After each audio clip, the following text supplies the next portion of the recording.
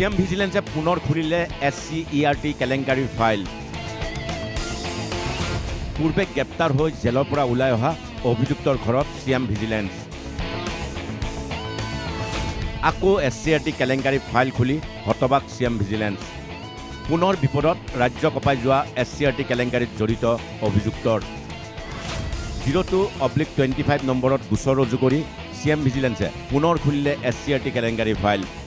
105 কোটি টকীয়া কেলেংকাৰীত জড়িত থকাৰ অভিযোগত IS শেৱালী দেৱীৰ ঘনিষ্ঠ ৰামিজুদ্দিন আহমেদৰ বাসগৃহত চলিল মুখ্যমন্ত্ৰীৰ বিশেষ তদাৰকী কোষৰ অভিযান। বুধবাৰে পুৱাই ষ্টেনগ্ৰাফাৰ ৰমিজুদ্দিন আহমেদৰ দক্ষিণ গাঁৱৰ বাসগৃহত অতৰ্কিতে অভিযান চলাই চিএম ভিজিলেন্সৰ এটা বৃহৎ দলে। SCERT কেলেংকাৰীত নাম সাঙুৰ খাইছিল ৰমিজুদ্দিন আহমেদৰ।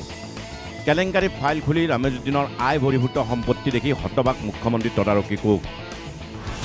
কাহিলীপাৰা দক্ষিণ গাঁৱত বিশাল মাটি সম্পত্তি। হাতীগাঁৱৰ খানকাত 3টাকৈ স্থানত মাটি। 6টাকৈ বেংক একাউণ্ট আছিল কৰ্মচাৰীজনৰ। পতি পত্নীৰ নামত 9টাকৈ পলিচি। উল্লেখযোগ্য যে 2017 চনৰ পৰা 2020 বৰ্ষত সংঘটিত হৈছিল SCERT কেলেংকাৰী। IS শেৱালী দেৱীৰ দিনত সংঘটিত হৈছিল 105 কোটি টকীয়া কেলেংকাৰী। এই কেলেংকাৰীত 21জন অভিযুক্ত হৈছিল দোষী সাব্যস্ত। কেলেংকাৰীত 6জনকৈ চৰকাৰী বিষয়া কৰ্মচাৰী আছিল জড়িত।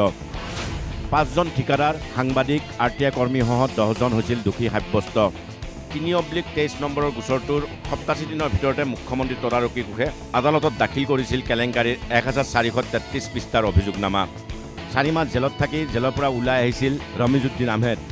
কিন্তু প্ৰশ্ন হৈছে SCERT কেলেংকাৰীত জড়িত থকাৰ অভিযোগত গ্ৰেপ্তাৰ হৈ জেলৰ ভাত খোৱাৰ পিছতো কিয় চিএম ভিজিলেন্সৰ চকুত পৰা নাছিল ৰমিজুদ্দিন আহমেদৰ মাটি সম্পত্তি?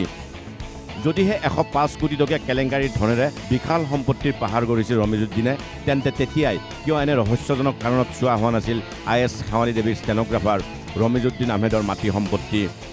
কেমেৰা পাৰ্চন ধনজিৎ দাসৰ সৈতে কল্পজিৎ শইকীয়া আৰু বিনয় কলিতাৰ ৰিপৰ্ট NKTV+।